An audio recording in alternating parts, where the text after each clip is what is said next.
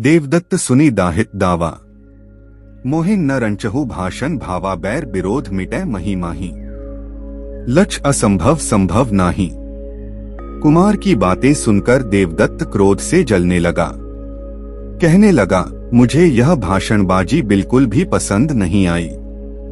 यह असंभव लक्ष्य कभी संभव नहीं हो सकता कि संसार से वैर विरोध समाप्त हो जाए। करहिं कुमार वृथा बकवासु। छारी धरातल उड़ही अकासु छारही छात्र धर्म सब जोधा। तो पुनि कौन करे रिपुरोधा। कुमार सिद्धार्थ व्यर्थ की बकवास करते हैं। पृथ्वी को छोड़कर आकाश में उड़ते हैं। अगर सब वीर लोग क्षत्रिय धर्म को छोड़ दें तो फिर शत्रु का सामना कौन करे। अस्त्र शस्त्र तजी तापी धूनी। तो पुनि होई मही भट्ट सूनी शत्रु मनुज कर मनुज समाना। यह जग कौन हूँ जीव न आना। अगर सब लोग अस्त्र शस्त्र छोड़कर धूनी तापने लगे तब तो यह पृथ्वी वीरों से खाली हो जाए। इस संसार में मनुष्य ही मनुष्य का सबसे बड़ा शत्रु है, कोई दूसरा नहीं है। बिनु कारण बिग्रह करे बैर करे बिनु बात। रोकी सकै को मनुज के हे करत मनुज कर घात। मनुष्य अकारण ही झगड़ा करता है, अकारण ही वैर करता है। वह स्वभाव से ही झगड़ालू है। मनुष्य को मनुष्य का वध करने से कौन रोक सकता है। मिटी ही न बैर न कटी ही कलेसु। होई ही युद्ध सतत सब देसु। देव दनुज सम मनुजन माही। के ही जुग युद्ध भयउ जग नाही। न तो मनुष्यों का वैर भाव नष्ट होगा न कभी उनका कष्ट दूर होगा। सदैव सब देशों में युद्ध होता रहेगा। इस संसार में ऐसा कौन सा युग हुआ है जब देवों दानवों और मनुष्यों में युद्ध न हुआ हो। नीक न होई होई बरुनी का। तजही न लोग तबहु निजली का लाहू न युद्ध विरोध किए ते। सार न मर्दित मान जिए ते। चाहे अच्छी हो चाहे बुरी पर संसार अपनी लकीर को कभी न छोड़ेगा। युद्ध का विरोध करने से कोई लाभ नहीं। अपने स्वाभिमान को नष्ट करके जीने में कोई सार नहीं है। मान रहित मधु माहुर तूला। जब न नीक मरब अनुकूला। संधि संदेश की नागन भावे। पंचम राग की कागन भावे। स्वाभिमान रहित रस भी विष के समान है। स्वाभिमान रहित जीने से तो मरना ही अच्छा है। क्या सर्पों को संधि संदेश अच्छा लगता है। क्या कौओं को पंचम राग अच्छा लगता है। कूरन काटी मिलाव हो कीचा। ता बिनु बाँच विकल्प न बीचा। अस कही बैठी गयो रनरंगी। हर्षनाद सुनी कीन्हैन ही संगी। उन दुष्टों को काटकर कीचड़ में मिला दो। इसके अलावा और कोई उपाय नहीं है। ऐसा कहकर युद्ध प्रेमी देवदत्त बैठ गया। उसके साथियों ने उसके समर्थन में फिर हर्ष ध्वनि की। बोले, राजकुमार उठी होई होई छें। क्षमा ते आगी बुझाए पानी ते बैर बुझाई। टेम। राजकुमार सिद्धार्थ उठकर बोले, क्षमा से ही कल्याण होता है। आग को पानी से बुझाना चाहिए और बैर को प्रेम से। होई निरोधित बैर विरोधा। बांछित युद्ध न बांछित जोधा। प्यार पलै सब मनुजन माही। बांछित अस्त्र शस्त्र कछु नाही। यदि संसार में वैर विरोध शांत हो जाए तो न तो युद्ध की जरूरत रहेगी न योद्धाओं की। यदि सब मनुष्यों में प्रेम भाव स्थापित हो जाए तो अस्त्र शस्त्र की भी कोई जरूरत न रहेगी। लक्ष्य असाध जदपि यह लागे।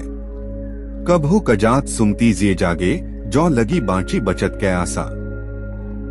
तो लगी करहिन प्रबुद्ध प्रयासा।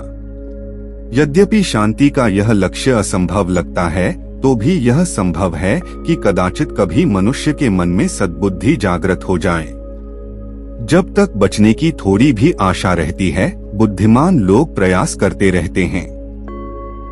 जो जड़ लोग तजय नहीं लीका। नीक समुझीकृत करे अनीका। गही पथ भ्रष्ट दहे दुख दाहा। तो की न प्रज्ञ सुझाव ही रहा। अगर रूढ़िवादी संसार अपनी रूढ़ी को नहीं छोड़ता, अच्छा समझकर बुरा कार्य करता है, गलत रास्ते पर चलकर दुख की आग में जलता है, तो बुद्धिमान लोग उसे सही मार्ग क्यों न दिखाएं। बैर विरोध विपूरित लोकु, लहे न संच दहे खर सोकु, तो की न प्रज्ञ करहिन उज्जोगु, हेतु निवारी हरहिन भव सोगु। 46। अगर संसार वैर विरोध से परिपूर्ण है और वह कभी शांति नहीं पाता बल्कि प्रचंड शोक में जलता रहता है, तो बुद्धिमान लोग ऐसा प्रयास क्यों न करें कि दुख के कारण को दूर करके संसार का शोक दूर कर दें। अज्ञ अकारण प्रज्ञजन करहिन सकारण युद्ध, कारण परेहु प्रबुद्ध जन करहिन निवारण युद्ध। मूर्ख लोग बिना कारण के ही युद्ध करने लगते हैं, बुद्धिमान लोग कारण पड़ने पर ही युद्ध करते हैं, पर प्रबुद्ध लोग कारण पड़ने पर भी युद्ध का निवारण कर देते हैं। रोहिणी नदी के जल पर विवाद को शांत करते हुए सिद्धार्थ, सरिही न संधि अह संदेहु, दूत पठाई परखी किन लेहूं, जो शुभ काज सरय गुर दीन है, लाहु कवन कटु माहुर दीन है। अगर मन में यह संदेह हो कि समझौता वार्ता सफल न होगी तो पहले दूत भेजकर इसकी जांच क्यों नहीं कर लेते। अगर गुड़ देने से ही शुभ कार्य सिद्ध हो जाए तो फिर जहर देने से क्या लाभ।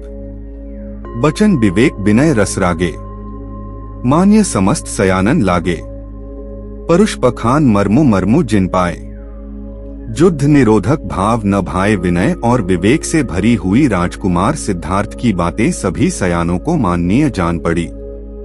जिनके हृदय पत्थर के समान कठोर थे, उन्हें ये युद्ध विरोधी विचार अच्छे नहीं लगे। पुनि पुनि कीन्हैन ही बंक विरोधु, पुनि पुनि कीन्ह कुमार निरोधु, अमित प्रभाव प्रसारक बानी, समित विरोध अनल जिमी पानी। कुटिल सदस्यों ने बार बार संधि का विरोध किया, पर राजकुमार ने बार बार उनका प्रतिवाद किया। उनकी वाणी बहुत प्रभाव पैदा करने वाली थी। अंत में सब विरोध शांत हो गया, जैसे जल से आग बुझ जाती है। विफल प्रयास सफल उद्योगु, सहमत अंत भय सब लोगु, पारित संधि करन प्रस्ताव, सचिवन संग समर्थेन ही राव। विपक्ष का प्रयास असफल हो गया, पक्ष का उद्योग सफल हुआ। अंत में सब लोग शांति के पक्ष में सहमत हो गए। संधि का प्रस्ताव पास हो गया। मंत्रियों सहित राजा ने भी उनका समर्थन कर दिया। सिद्ध भयउ पुनि अग्रिम काजा, संधि संदेश पठाएन ही राजा, शुद्ध भय मन युद्ध न भावा। पंचन बारी विवाद पटावा, इसके बाद आगे का कार्य भी सिद्ध हो गया। राजा ने संधि का संदेश भेजा तो कोलियों के मन भी शुद्ध हो गए और उन्हें युद्ध करना अच्छा नहीं लगा। अंत में पंचों ने मिलजुल कर पानी के विवाद को पटा दिया। बैन प्रभाव भगाएन ही, क्रोध जगाएन ही, बोध निवारेन ही रारा। बारी विवाद पटाएन ही, दूनहु बैर विरोध हटाएन ही, जानी विदूषण लोक सराही, विश्व विभूषण राज सारा कुमारा। बुद्ध चरित्र पयोधि अपार लहै, किमी विक्रम पंगुल पारा। राजकुमार सिद्धार्थ ने अपनी वाणी के प्रभाव से सांसदों के क्रोध को दूर करके उनके मन में ज्ञान जागृत कर कलह का निवारण कर दिया। शाक्यों और कोलियों ने आपसी वैर विरोध को हटाकर पानी के विवाद का निपटरा कर लिया। सिद्धार्थ को दोष रहित मानकर लोग उन्हें विश्वविभूषण कहकर उनकी सराहना करते थे। विनीत विक्रम कहते हैं कि बुद्ध का चरित्र अपार महासागर है। जो बुद्धि से अपंग है वह उसमें पार कैसे पा सकता है। साक्यन के सरदार प्रेम प्रसारक छेमकर, भे कोलिय हिय हार मर्म मधुर कोमल करुण। राजकुमार सिद्धार्थ शाक्यों के शिरोमणि थे। वे प्रेम भाव बढ़ाने वाले तथा सबका कल्याण करने वाले थे। उनका हृदय मधुर, कोमल और दयालु था। अब वे कोलियों के भी हृदय के हार हो गए।